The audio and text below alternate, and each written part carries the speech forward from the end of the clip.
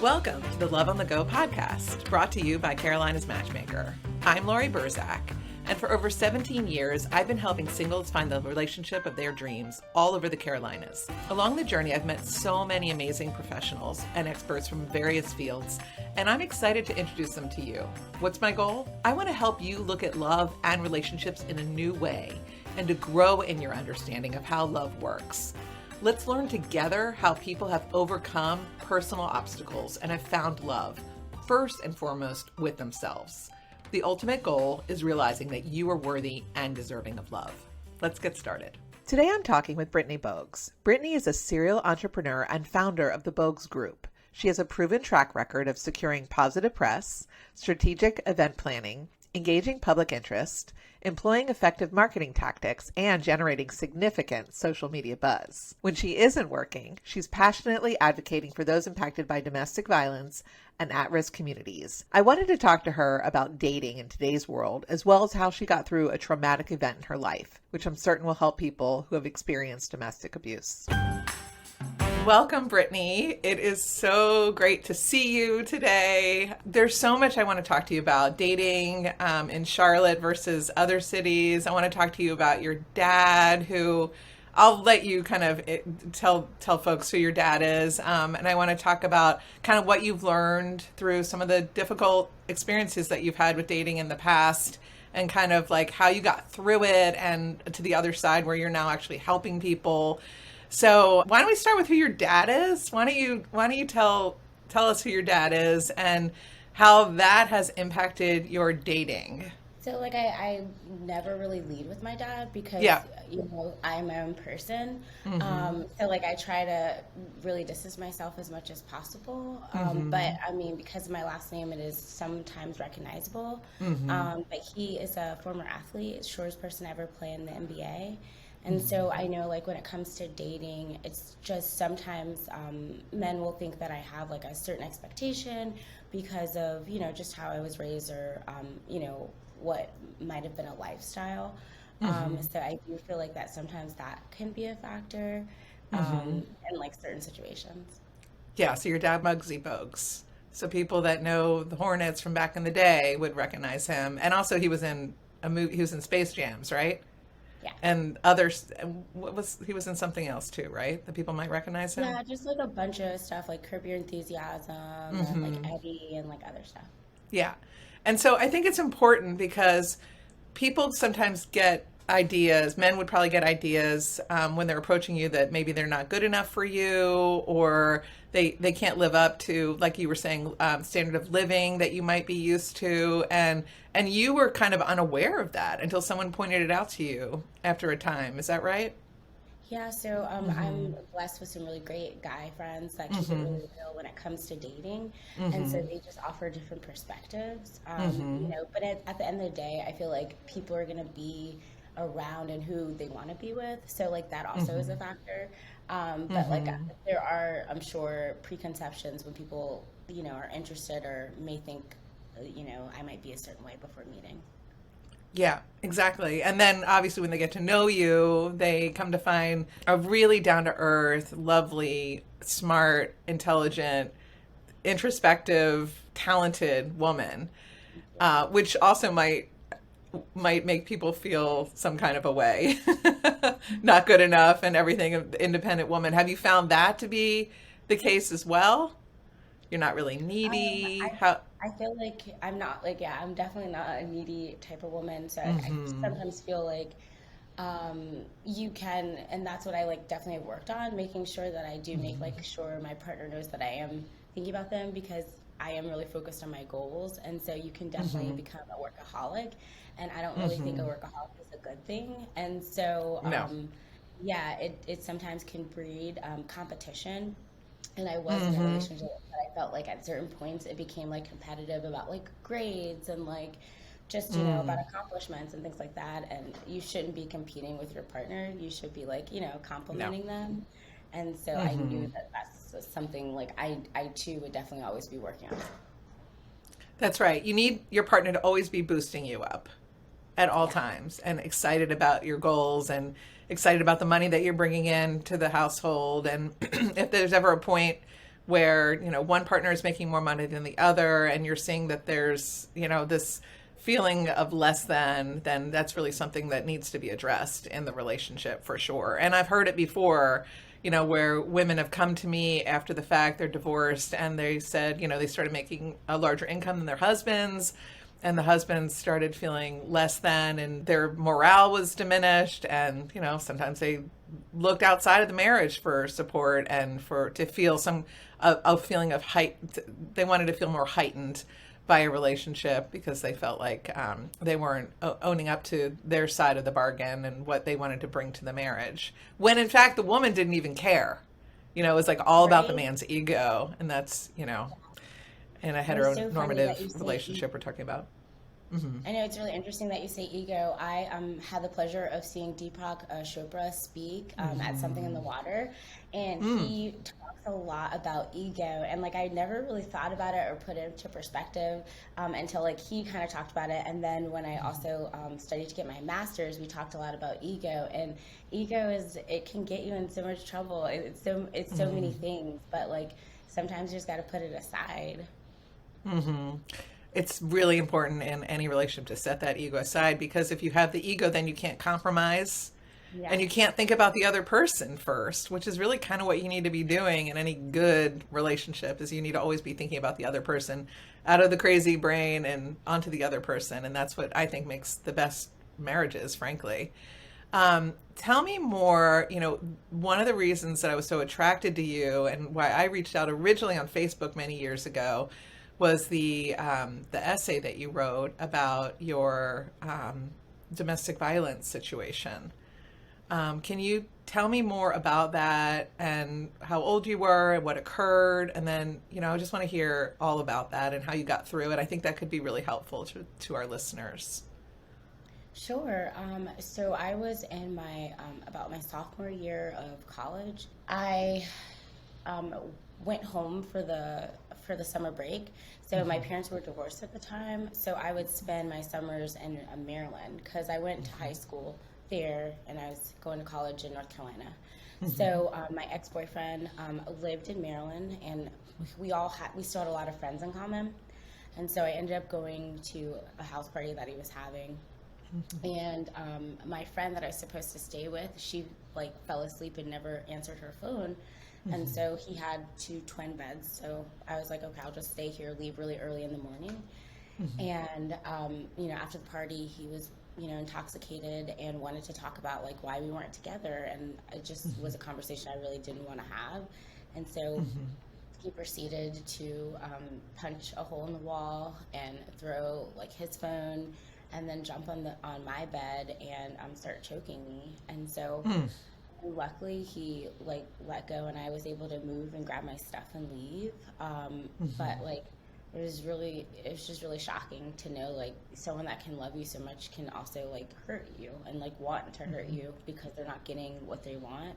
And like at the time I obviously didn't know about like the power and control wheel of abuse and everything. Like you learn about that once you start learning about the statistics and the psychology behind like abusers and domestic violence and everything.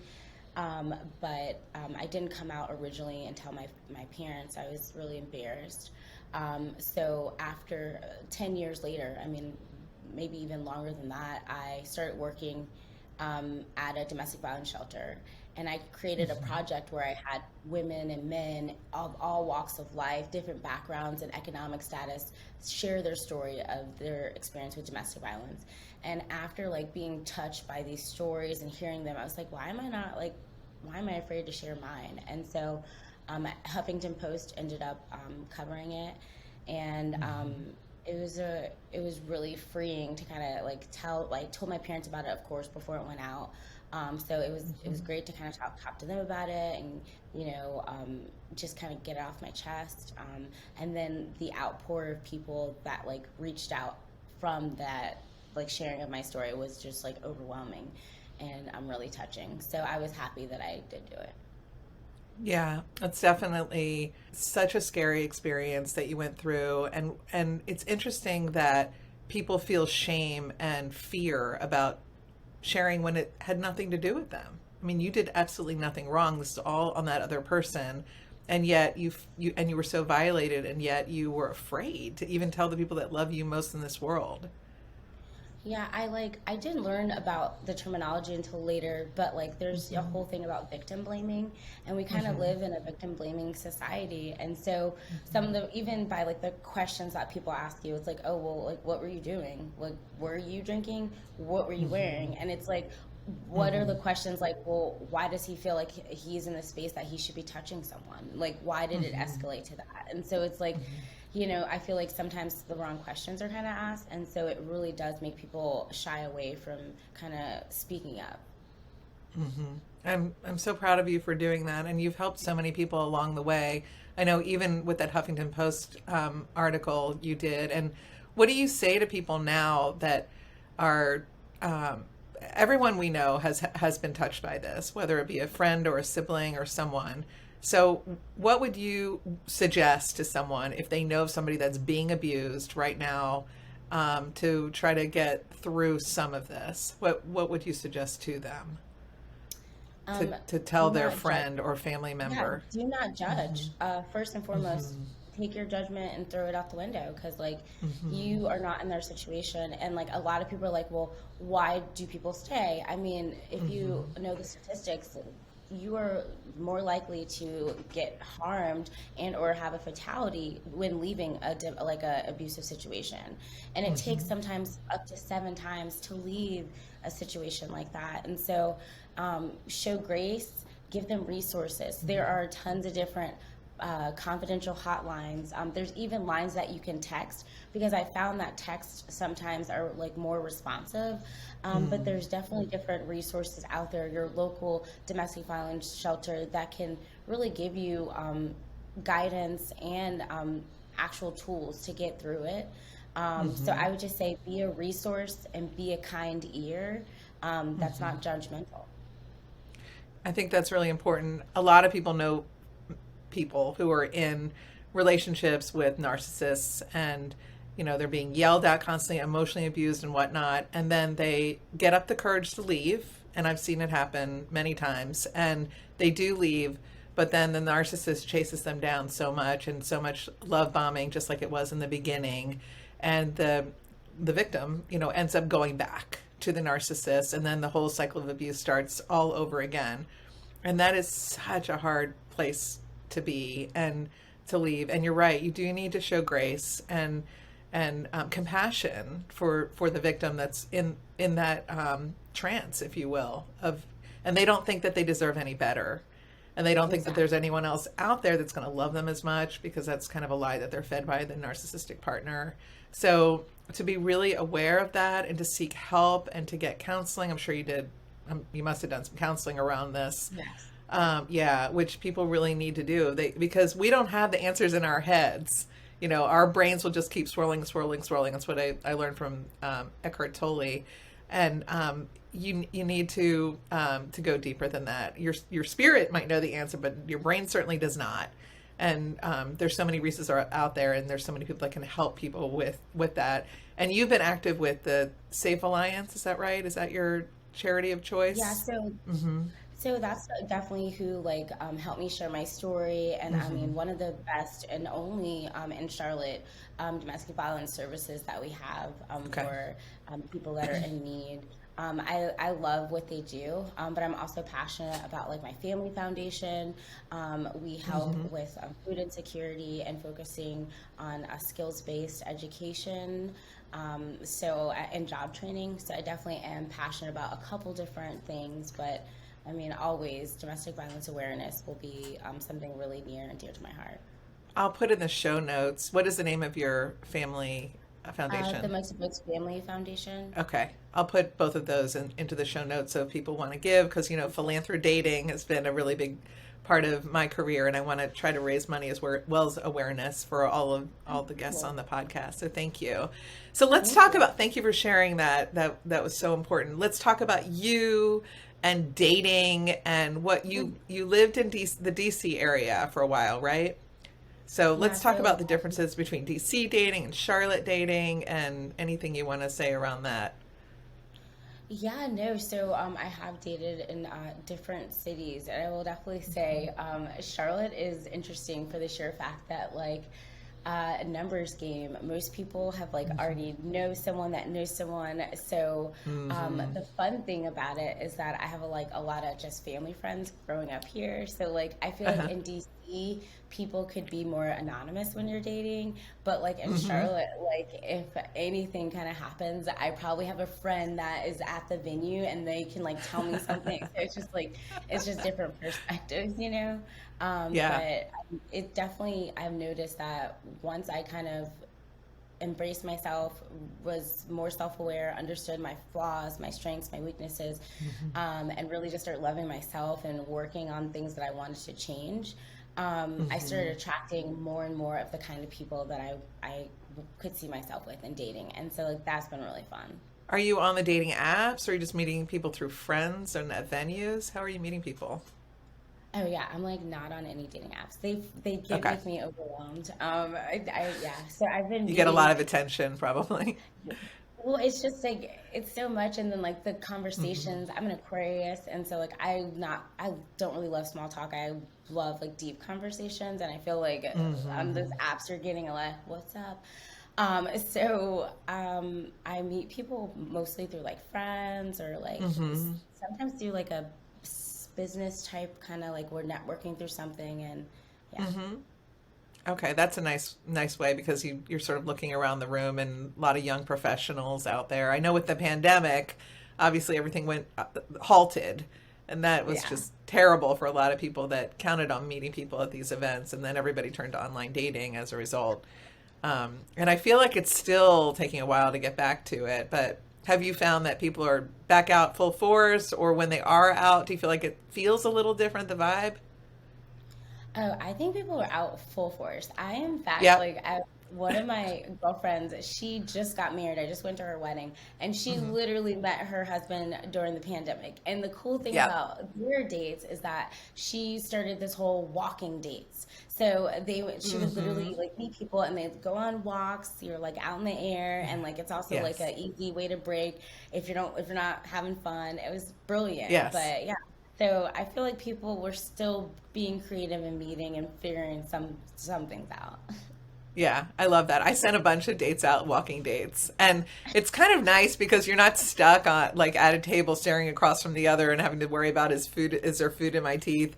And then you can also say, Exactly. well, that's my exit right there. See ya. And you're out. It could be any period of time. Yes. And I remember once I sent a date out, it was like supposed to rain. So I was like, what are we going to do? And another time it was like freezing cold. We had a bunch of those dates go out during, the right after the lockdown. Yeah, that was crazy, but it was. I think it's good to walk and talk, and you can kind of flirt that way, and it's not as intense, for sure. I love. Agreed. And Yeah. I've also noticed like it's for me it's been like more fun to kind of date in my 30s because you've kind of know more about like what you already like, what you're already gonna like, what you know that you kind of don't like. So it just makes the process like more it's genuine, but it's also like kind of more effective or efficient, I'll say. So do you bring up some of those important topics on a first date, like whether you want to have kids and if you want to Oh go no. to no. So how do you kind of screen somebody out, like where you know that they're sort of at your level or the seriousness of, wanting a relationship? Well, I mean, I definitely think that you should ask those questions like eventually sooner rather than Hmm. later, but I Hmm. definitely won't come in hot on like the first or second date with those Yeah. questions. Yeah. But probably like I am so I'm dating someone now and we kind of Hmm. talk like every day and we've been talking every Hmm. day. So like I feel like if you have like a certain consistency of communication and you're Hmm. already opening up about certain things, it's just organic. Hmm. Um, but I feel like at a certain time in your life, you can kind of sense through people's words versus their actions, and you can kind Hmm. of figure out what aligns better for your end goal. So when you say talk every day, do you mean text or you mean talk?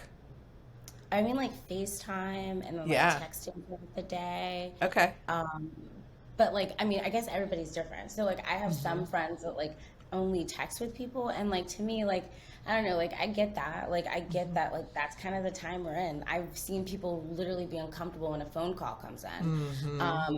But like, I don't know. I feel like if I'm genuinely trying to get to know someone and I don't live in the same space as them, we need to Mm-hmm. be like FaceTiming and calling and texting, like all the communication forms. Exactly. There's so many people that are getting confused by text messaging, and sense of humor and sarcasm is not coming across properly. They get angry, then they get upset, then there's a double bubble texting, and it's just a mess. Texting is, right, you're like totally cracking up.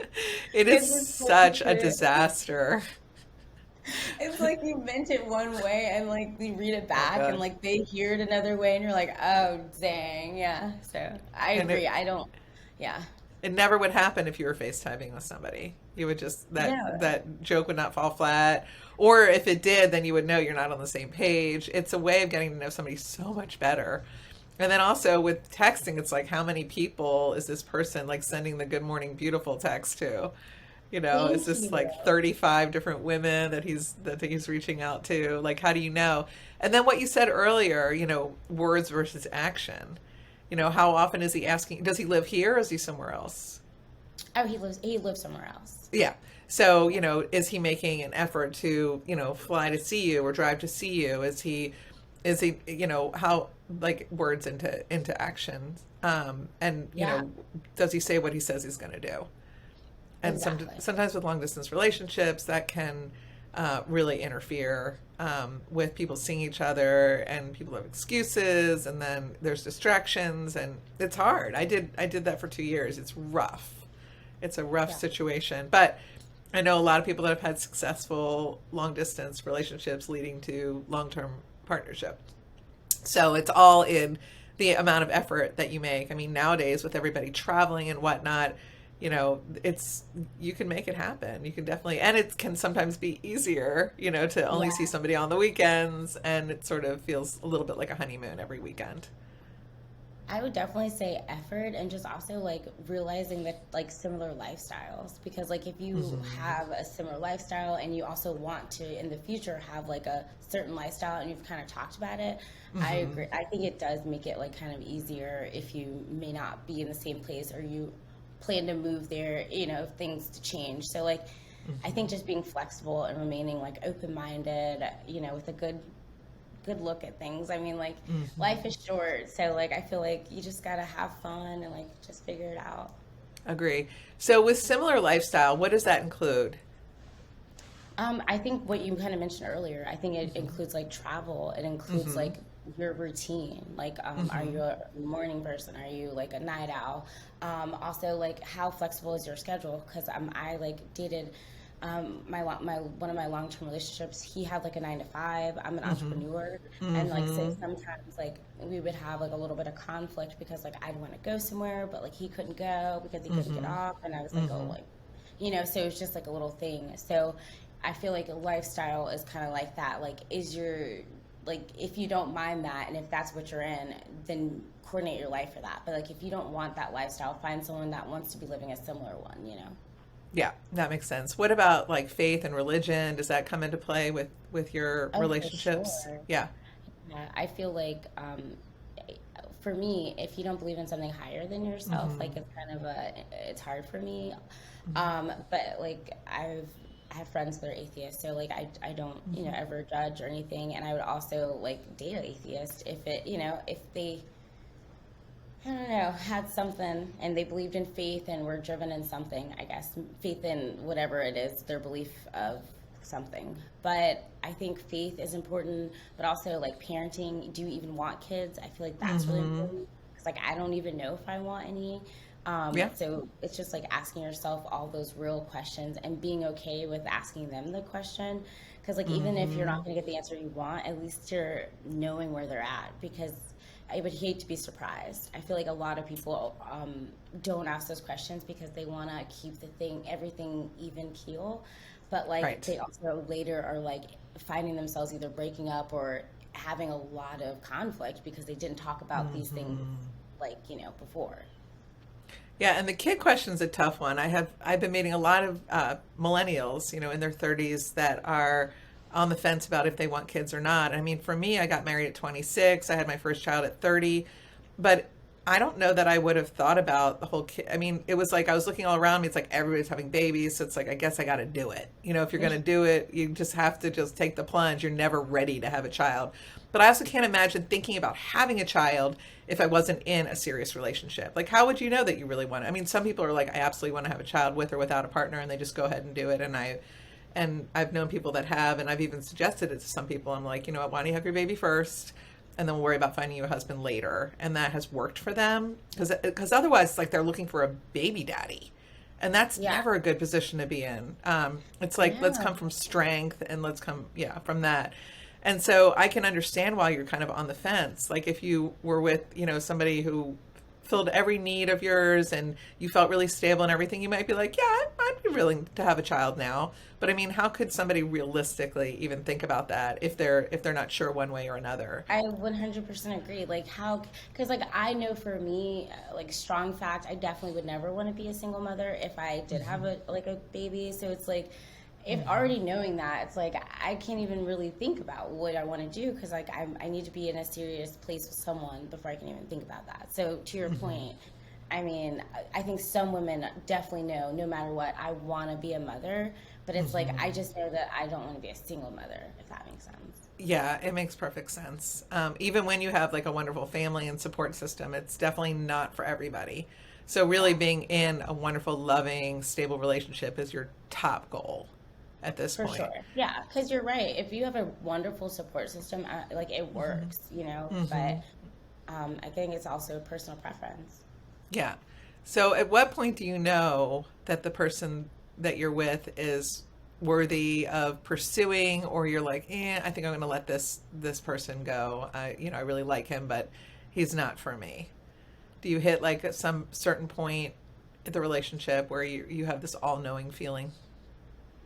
Yeah, you're right. Yes, I don't know exactly what it is or something like that, but I'm pretty sure, I'm positive that I do. I think it's mostly like if I can see that maybe like their thought process or like their perspective on life is kind of really not similar to mine. I think I stopped looking at people's like potential, because like potential is awesome, but like you have to accept for someone where they're at right now, because what if they don't ever change? That's right. So I think it's when I start to really get to know someone after a little bit and I see that like, ooh, like this is not changing. Like, could I live with it? Can I not live with it? And if I can't live with it, then like that's when I know that it's not probably gonna work. Yeah, I think that's a good point. I feel like when you're in your 20s, you might think about potential. But when you're in your 30s, it's like accept them for who they are, because just expect for them not to change, because people are pretty solid by their 30s, really, if you think about it. They know their place, they're comfortable with their living situation, you know, they've got their jobs, they're on track with whatever it is that they're looking for, and now they're just kind of looking for a partner. So I think you're smart, definitely very smart in that. Should we talk about freezing eggs? I mean, I've been like talked about that. Like one of my friends, she actually froze her eggs and had like a really great success story. And so she's always telling me, especially like for Black women, when it comes to fertility, it's not a topic that like, you know, a lot of people do talk about, because it is like an expensive process and things like that. Me personally, I don't really think I would consider it, but I'm just like not there just yet. But I do believe in like doing like follicle testing if you are interested in having a baby, to at least see like how that's looking, like your fertility, checking your fertility. But I say like if you want to do it, you should definitely do it. Yeah. And especially since you're a little bit on the fence, if you want to start a family or not, I can understand not going through that, because it's an arduous process, expensive, and with all the hormones, it'll set you back in terms of your lifestyle, and like you need to be very, very strong-minded, like goal-wise, that this is something I definitely want. Yes, yeah, for sure. I agree with that 100%. Tell me a little bit about your work and, you know, what you do and how that impacts the community. Sure. So I founded a Bogues group, and we are a consulting agency specializing in communication and events. And what I love most about what we do, we provide quality consulting and unmatched customer service, and everything is really customized. And so a lot of our projects, we get to be in spaces where we're working with various nonprofits, helping them like fundraise and really orchestrate a really effective like program, whether it's like an event or virtual, in person. And so it's given us a really great chance to see, you know, people in the Charlotte community, but also other communities, since we're in a virtual space now. I love that. What's one of your favorite projects that you've worked on recently?